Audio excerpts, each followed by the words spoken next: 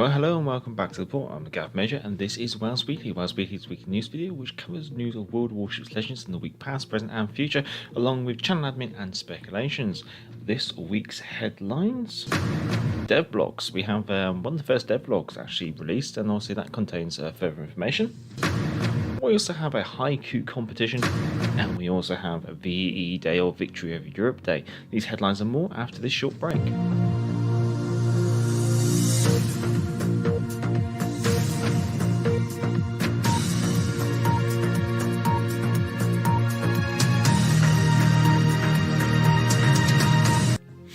So, starting off with devlogs, and I know that the picture in the background is not really that exciting, but we've started to get the very first view of a dedicated development blog posts on the World of Warships Legends website. Now, this isn't something entirely new to the World of Warships franchise, but it's definitely something new to World of Warships Legends. So, a dev blog, the reason why they exist is because over on the World of Warships PC version of the game can be data mined for information.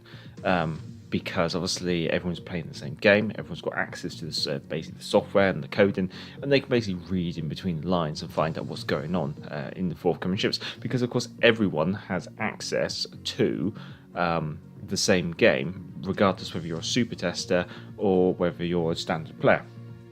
So what that means is over on the PC version of the game, they kind of take the bull by the horns, I guess you could say, and basically release the information themselves via the dev blog, rather than having it being found by the community and speculated that way. So basically they kind of dictate the information rather than almost have to respond to it.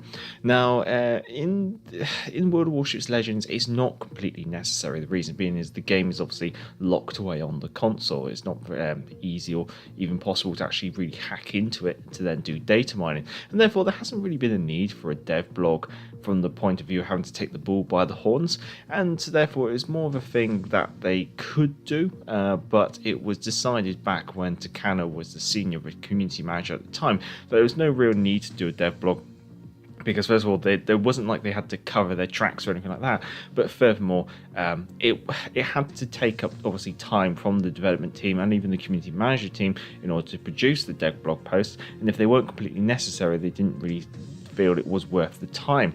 However, it looks like this decision's obviously been reversed, or maybe at least trying it out, and therefore whether we will be getting more dev blogs going forward is obviously of interest.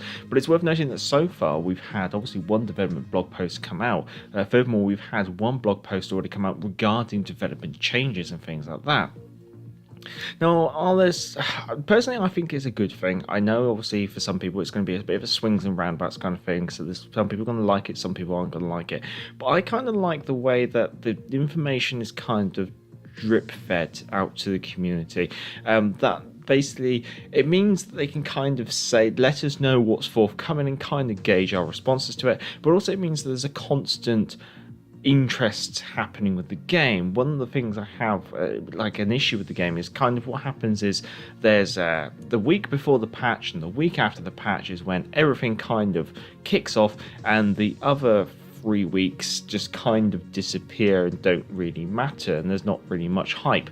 By at least doing a dev blog and releasing kind of changes and things like that beforehand, it gives us like a lot more view of the horizon, I guess you could say. But also it probably means that the long-term interest in the game might pick up, because you kind of know, oh, there's that branch coming in, there's that from premiumship coming, there's these changes coming in the future.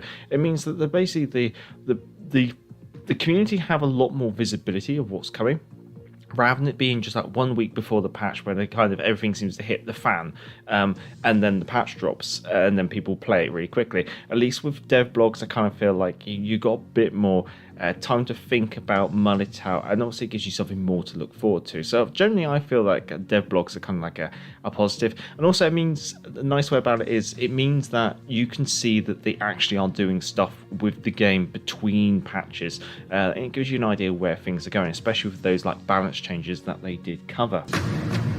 So one of the things that did come up in the dev blog is the pan-European DDs. Although as we go through these, you'll probably notice there's one common theme, and well, that's why people have been calling them the Swedish destroyers. So the entire tech tree has been obviously teased. Obviously, we don't have all the details of what they will be, so we don't have all the stats. But we do have the ship names and the tiers, and it's probably expected these will be forthcoming as early access in the next patch. So at tier 1 we have the Grief, which is a Polish minesweeper. She's rather slow and unarmoured, but mostly suiting her position at tier 1. At tier 2 we have the Romulus, a Swedish small destroyer. At tier 3 we have the class Horn, another Swedish destroyer. At tier 4 we have the Visby, which is another Swedish destroyer, but she's featuring an improved armament range in comparison to the previous tiers, and also she has obviously an improved speed. At tier 5 we have the Vasteres, which is a Swedish destroyer which was designed for Poland. However, it was deemed unsatisfactory and never built, with Poland instead choosing a British design. At tier 6 we have the Sakane, maybe, which is a preliminary design for the Oland class destroyers for Sweden, and her defining features are the addition of dual-purpose main battery armament, allowing her greater anti-aircraft firepower. At tier 7 we have the Östergötland, which is another Swedish destroyer, and she is armed with modern anti-aircraft suite, featuring effective guns and ample torpedoes. So almost like maybe a Friesland, but with torpedoes, I guess you could say. So it's interesting. We see, and they're all there on the left there, so we can kind of get an inkling of what they are going to be looking at and what tiers they're going to be. And obviously, if you want more details on these, you can probably go take a look over on World of Warships PC basically wiki and have a look at the ships. I remember someone saying something like tier 4 onwards have a heal, but I haven't been able to find that in concrete information. I just heard it as hearsay, but whether anyone wants to confirm it or otherwise, that'll be much obliged. Furthermore, we've had the USS Independence teased within the same blog post. So she's basically an Independence class light aircraft carrier, which is based on the Cleveland class cruiser hull. So very similar to the Saipan, where it's on the same size hull as a Baltimore. So Saipan's on a Baltimore heavy cruiser hull. Independence is on a Cleveland class light cruiser hull. But generally the hulls are very similar in regards to like their size, but there are obviously some slight differences in armor. Whether USS Independence is going to be a campaign ship or a bureau ship is yet to be seen, but I mean, she would make a very good release to the game for June-July patch, obviously with July the 4th appearing during that time period. But looks like she's obviously entering testing now, potentially, and therefore you might obviously see her in game. To be teased/tested this early does seem a bit odd, I guess. But then again, we are in May, so there's only really gone this patch. There's only going to be one more patch before that June-July patch. So maybe it's potential that she might just be being teased a little bit early. So, over on the World of Warships Legends social media accounts, there has been a haiku contest, which is open until May the 11th. A haiku is basically a short poem formed of 3 short lines.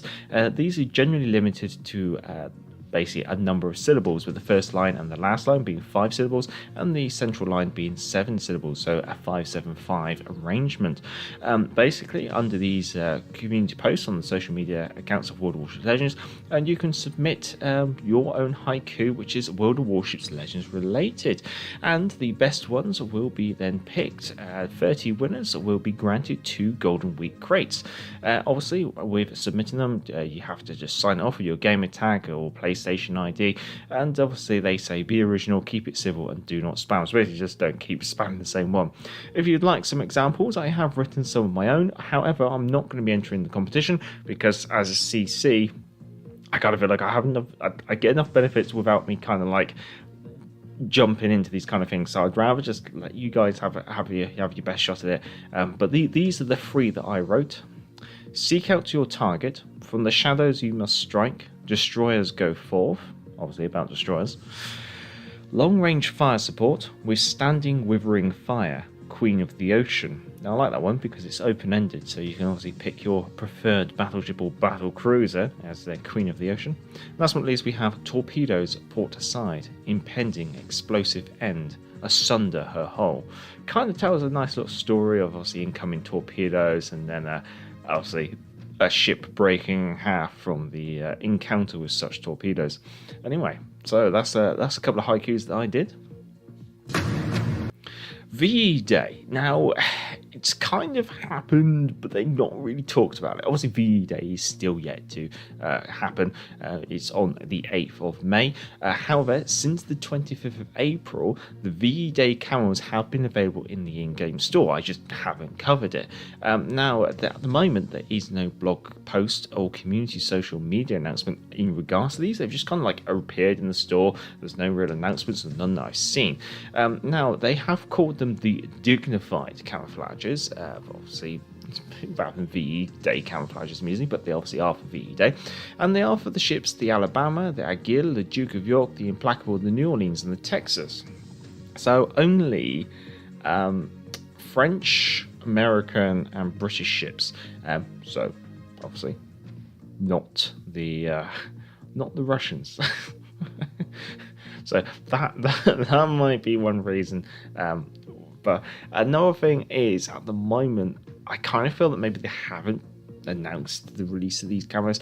Is just probably just due to the current environment, and also the current kind of like, there's a couple of things politically kind of hanging around over the VE Day celebrations, if you have been watching the news, and therefore I kind of feel that's why they haven't done anything. However, there's always a possibility that they might.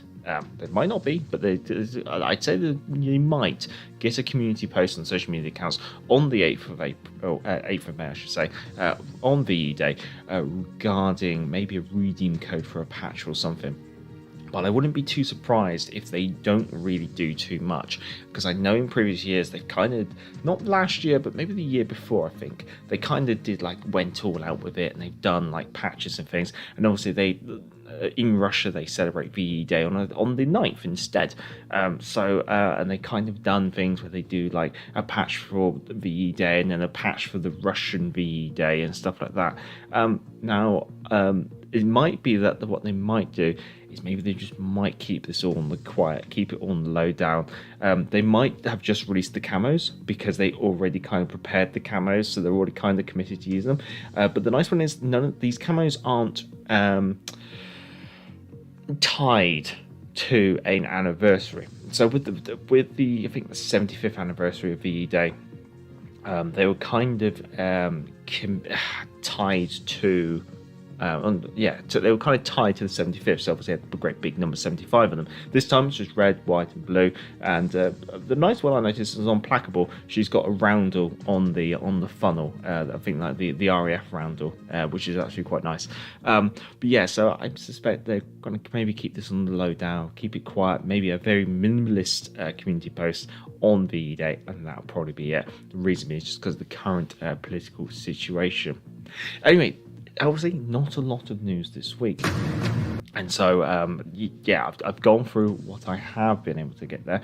I hope you have enjoyed, and if you have, feel free to give it a thumbs up. As always, after this is live streamed, down in the description will be a pinned post in which you can obviously comment in for any comments that you want in the news bar, and also you can comment in this live stream chat, or even on Friday's live stream chat.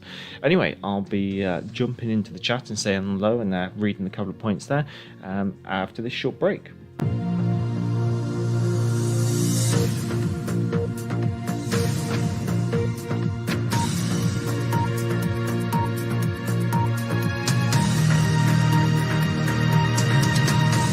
Well, hello Ronald Mountcastle, hello IGN Zoomer, hello Randy Chang, hello Morrisov, hello Saucy Sax, hello Amal Kriv, and hello Jeff Dave as well. I think that's everyone.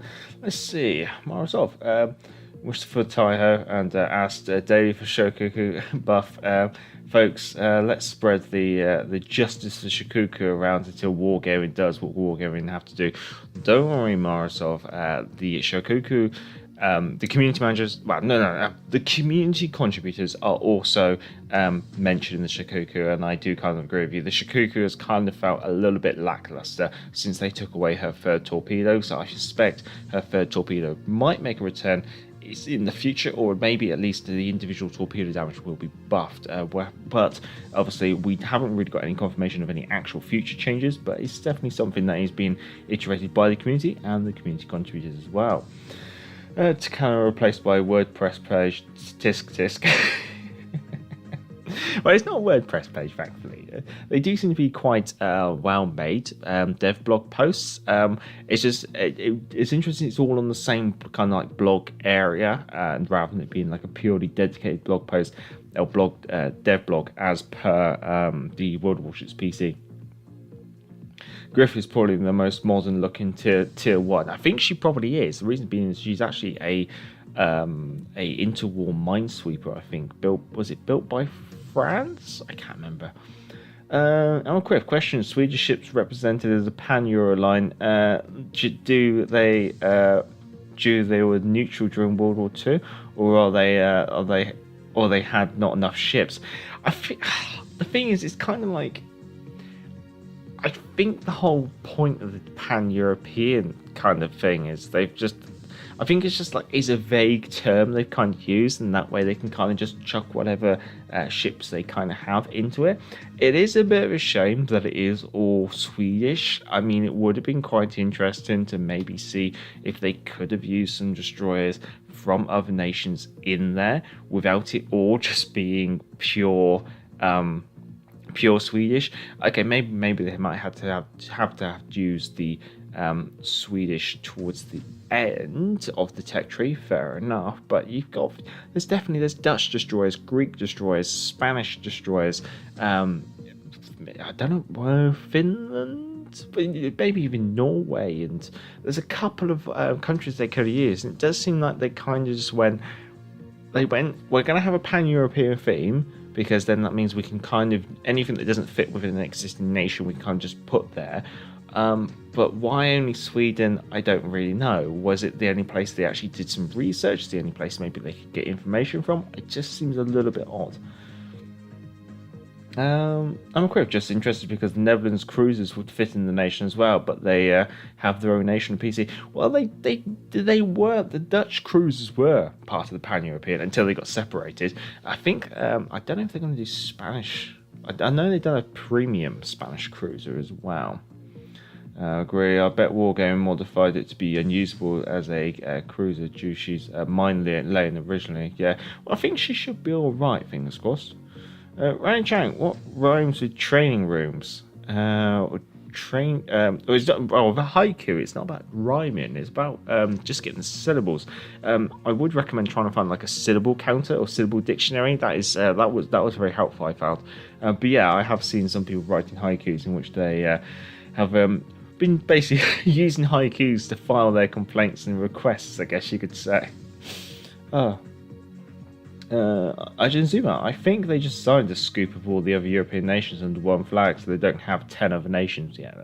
That's basically a very similar summary. Jeff Dave, they do look pretty smart camos. Might pick up the implacable one. Yeah. No, I've taken a look at the one on the Duke of York and the implacable. They both look actually quite nice. I do like the one on the implacable because on the funnel there's the outer blue circle with the inner blue circle roundel that you see, say, on top of HMS Hood's turret, and also on some like RAF aircraft. So I did kind of like that little addition. And with the Duke of York, it does almost look like a kind of Union Jack style flag pattern, I guess you could say. I'm a crib. Don't forget, if you pick only one, it will be rank 1. So you need to spend paint. You need to spend paint to upgrade it. The whole package is expensive, but they are max rank. Okay, it's worth mentioning. Remote Castle, when are they doing the last week update? Are they doing it this coming Monday? Last week? When are they doing the last week update? I think, let's see, we are in week 4. So next week will be the last week of the patch, and if the patch notes do come out as per usual, they should be out on the 12th of May, with the new patch dropping on the 16th of May. There may be a teaser regarding the upcoming patch. It could be as early as the 6th. It could be as late as the 9th, I guess you could say. Now, this weekend is obviously not ranked. Next weekend is ranked. So ranked will be starting on the 7 a.m. of the 12th of May, running until 7 a.m. on the 16th. And obviously with that then being the cutoff of this patch, and obviously then the servers will go down. So obviously bear that in mind for the next season of ranked. More off. Wargaming released carriers like free candy to kids, but doesn't get some Shokuku and Implacable are basically useless after Saipan. I don't know. I wouldn't say Saipan's useless, or the Parabida, but Tier 7 carriers at the moment are just in a bit of a funny place, I guess you could say, with them either being incredibly quite strong or not really anything at all, I guess you could say. But to be fair now, all those tier 9 ships at tier 7 or 8 on tier 6.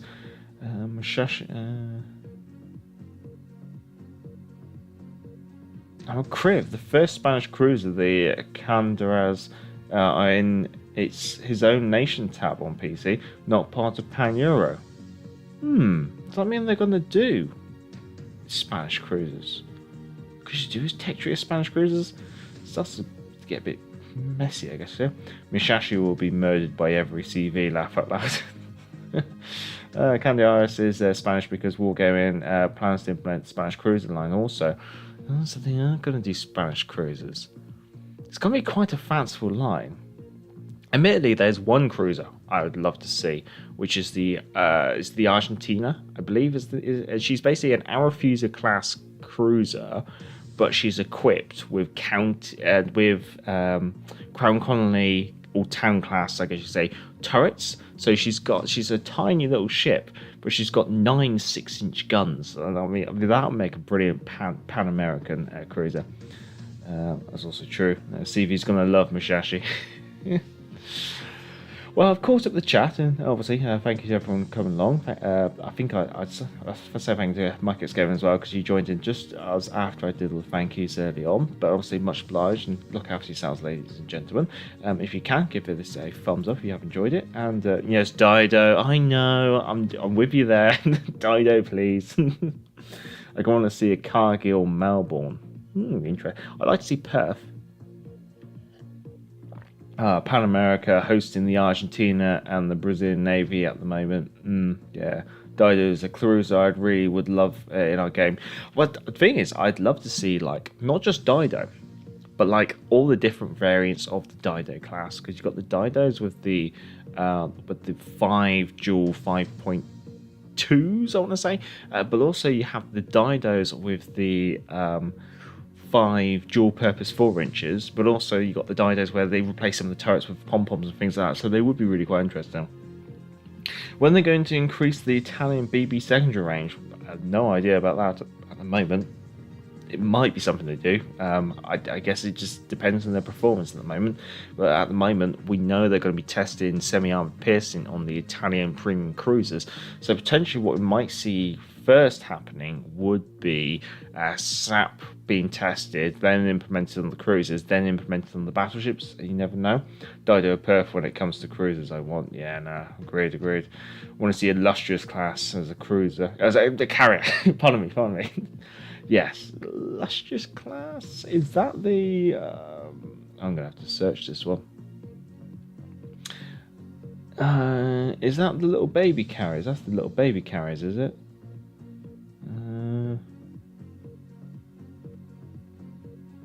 It depends which Illustrious, isn't it?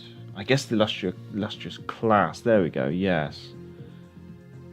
Sorry, you can't see this. I'm on Wiki.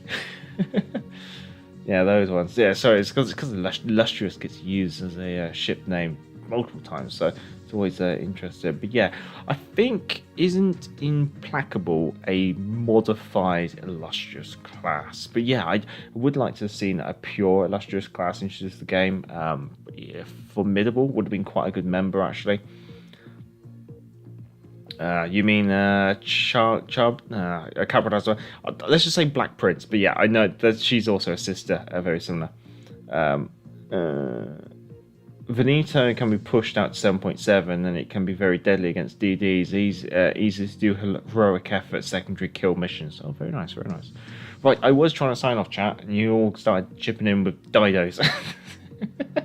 Anyway, I just say many thanks. Look after yourself, stay safe, stay well. Have a good evening, good afternoon, and good night wherever you're in the world.